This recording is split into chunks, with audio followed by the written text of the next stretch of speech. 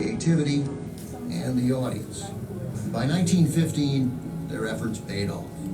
The Supreme Court ruled against Edison's monopoly and dissolved the trust for good.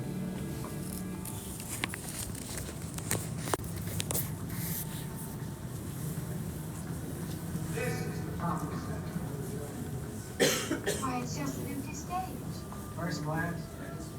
Cinema calls for imagination, the kind of imagination that these Jewish filmmakers applied not only to their movies, but also to imagining a world in which the movies would be produced, a place where they could thrive,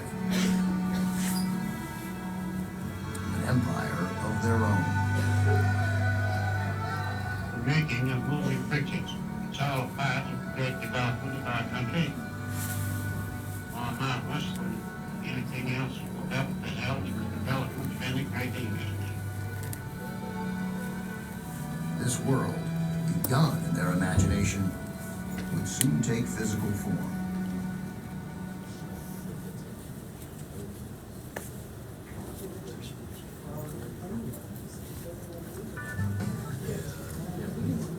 While Laemmle and Fox were battling Edison on the East Coast, other filmmakers had lit out for California, in part to escape the trust's iron fist. In a time before air travel and the internet, even Thomas Edison couldn't keep tabs on people 3,000 miles away. Hollywood's Jewish founders arrived in Los Angeles to find a young city of newly combined towns, nestled among sprawling expanses of open land, with only a few paved roads, and ended abruptly with a small downtown. Filmmaking was already underway, but it was the new Jewish arrivals who transformed the scattered Wild West of the filmmaking frontier into a highly standardized industry dominated by a handful of studios, which eventually integrated exhibition, distribution, and production under one umbrella. Companies that had famously identified as independents on the East Coast became power brokers out west. In the process, the founders turned a quiet hillside nook called Hollywood into an unprecedented kind of company town. The purpose was to generate a steady stream of product through movie screens around the world. 1,001 tales of romance, mystery, and adventure come from the assembly lines of new dream factories called studios. By the late 20s, the efforts of the Jewish founders had transformed not only the art of the movies, but also the role of movies in American life. Roughly 50% of Americans now went to the movies every week. It's an astonishing marker for just how quickly their vision caught on. That this growing audience included a huge influx of the middle class was no accident. The founders' biggest innovations, sophisticated films, dazzling stars, and luxurious movie palaces, were aimed at elevating the status of cinema, which raised their own profile. And what have we here? None other than Mr. Jack Cone and Mrs. Cone. He, the impresario, Columbia Pictures. Hello, Jack. If the term movie palace implied royalty, the Jewish studio heads were the new kings.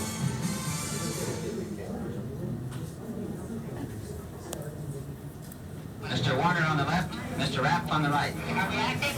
Yes. Oh boy, is this a great picture. My uncle saw it in Siberia and he broke out a free salt mine. With all the perks this new West Coast home had to offer, the added benefit of social mobility. Like the film industry, Los Angeles represented a blank canvas to many newcomers, its class structure less defined than back east. Here, Hollywood's ambitious founders had the chance to remake themselves as captains of industry, people of note, the American dream personified, despite their Jewishness. That the Academy, as well as the entire industry, consider that you produced a real, epic, and fine achievement.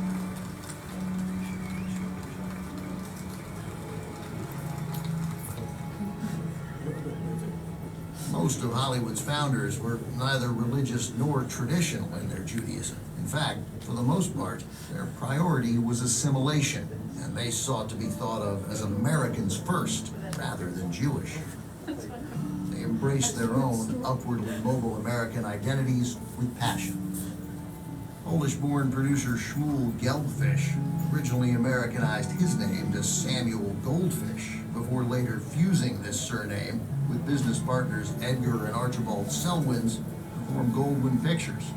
He ultimately renamed himself again, this time after his company.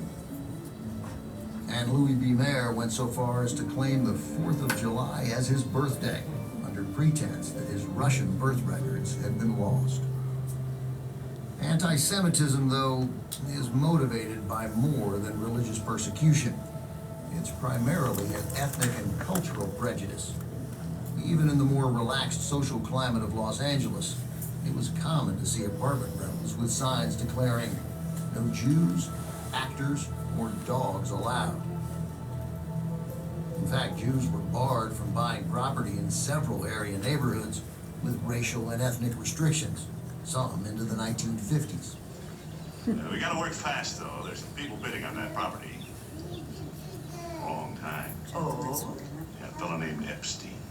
Abraham Epstein. the cellist? Oh, how lucky you are. All that glorious music right next door. And she's a darling. She's one of the nicest women I ever met. I guess, She's right. maybe you don't understand quite how it is up here, Mamie. But this section is restricted only up to our property line. Sentiments like these confirmed the founders' passionate pursuit of the American dream was never far from its constant companion, fear.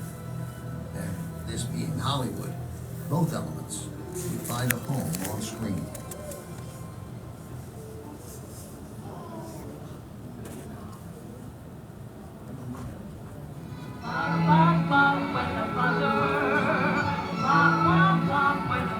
Inspired by the idealization of the Jewish founders' adopted land, every studio produced soaring movie depictions of American decency, and each studio head promoted a vision of America according to their own desire, a place where they imagined they could belong.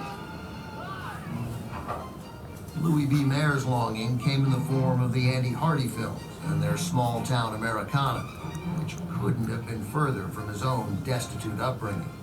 In this America, childhood came complete with doting parents and a white picket fence. It was an outsider's fantasy of white Protestant America. Harry Cohn, on the other hand, partnered with Sicilian-born director Frank Capra to showcase the power of the little guy taking on the establishment, just as Cohn felt he had done. There's no place out there for graft, or greed, or lies, or compromise with human liberties. And if that's what the grown-ups have done with this world that was given to them, then we better get those boys' camps started fast and see what the kids can do. The Warner Brothers specialized not in small-town middle-class America, but in the everyman of urban America, depicting tough guys and strong dames. I ain't so tough. In these films, the founders drew on their own new hopes and past deprivations to create an idealized America so compelling it came to represent the real America to millions around the world. And thus was America reborn into a fantasy, a projected American dream. But this on-screen vision of America was not a dream for everyone. You mind if we stay here a while, or must you go home? There are no musts in my life. I'm free, white, and 21. It reflected the oppressive social structures into which these marginalized newcomers were so eager to assimilate. Hollywood films of this era generally excluded, stereotyped, or vilified people of color and LGBT plus characters, and perpetuated ableism and sexism with rare exceptions.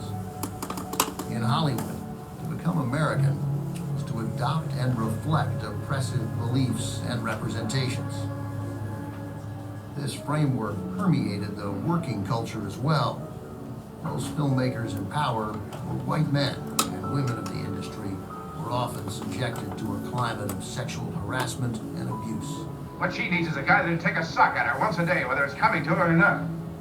The general exclusion of characters of color extended to a lack of Jewish representation as well, The fact that there were so many Jewish creators behind the scenes rarely translated to the telling of Jewish stories or the portrayal of Jewish characters on screen.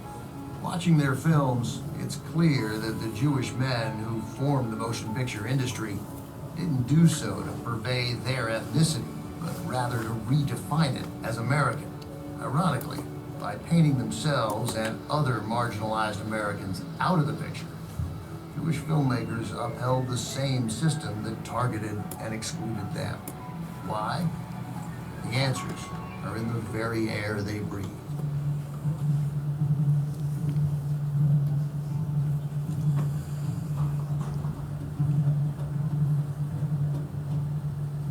Though the Jewish studio heads and executives had built themselves a seat of power atop the movie industry, it was a precarious perch with a lurking threat. This empire could be taken away at any moment by anti-Semitic forces that persistently questioned the Hollywood Jews' commitment to America. If their Jewish identities became visible in their movies, they would suffer the consequences. Oh, pay no attention to that man behind the curtain. Their backbreaking efforts to celebrate and assimilate into mainstream America were not enough. A steady stream of campaigns tried to take the film industry out of the Jewish hands that built it. The baseless argument was the Jews would undermine American values. Ironically, the very values the Jewish filmmakers had celebrated and defined in their films. In the 1920s, Henry Ford of the Ford Motor Company, one of the most powerful men in America, launched a vicious campaign against Jewish Hollywood in his national newspaper, the Dearborn Independent.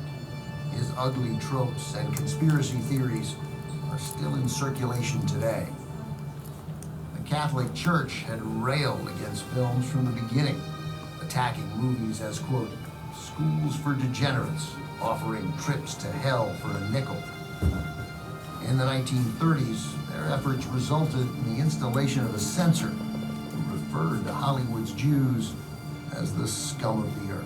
There is no room on the screen at any time for pictures which offend against common decency. Fear of communists' subversive activities has developed into hysterical frenzy which grows daily. And in 1947, the House Un-American Activities Committee used implicitly anti-Semitic claims of a communist plot in Hollywood to investigate and intimidate Jewish executives and creatives, resulting in a blacklist which turned studio heads against their own employees and barred many in the industry from work, including hundreds of Jewish artists. If I had my way about it, they'd all be sent back to Russia. Stand away from the stand. I'll stand away from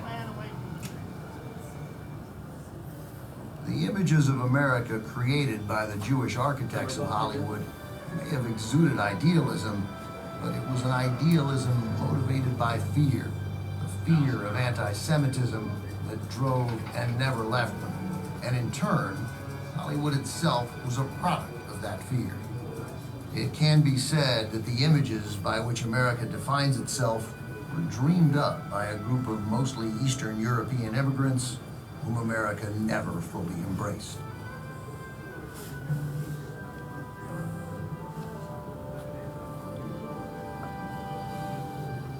Today's Hollywood is the sum of its past struggles, its present triumphs. This is the American dream!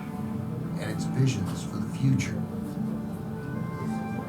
What was once the dream of immigrants has grown into an unprecedented cultural force. Today, Jewish ownership of the major studios is a thing of the past. Harry Cohn was the only one of the original group to retain control of a major studio in his lifetime. Only with equality before the law. Everybody on their feet applauded. However, the systems put in place by its founders remain the bedrock of Hollywood. Even the Academy of Motion Picture Arts and Sciences itself was founded through their efforts. The founders of Hollywood left a trove of classic films that still make us laugh and cry. But their real legacy is the creation of Hollywood itself. Not just the place, but the idea. A realm where transformation is always possible. Against impossible odds, the Jewish founders created a brand new imaginative world. A world we still inhabit today. With their experience of marginalization and their desire for assimilation, they planted those seeds. That world has grown in ways the founders could never have imagined, expanding to include storytellers and stories that have gone unrecognized for too long. Their vision survives, not just in the contemporary film industry, not just in the ongoing redefinition of America, but in the ever-expanding imagination of movie fans everywhere.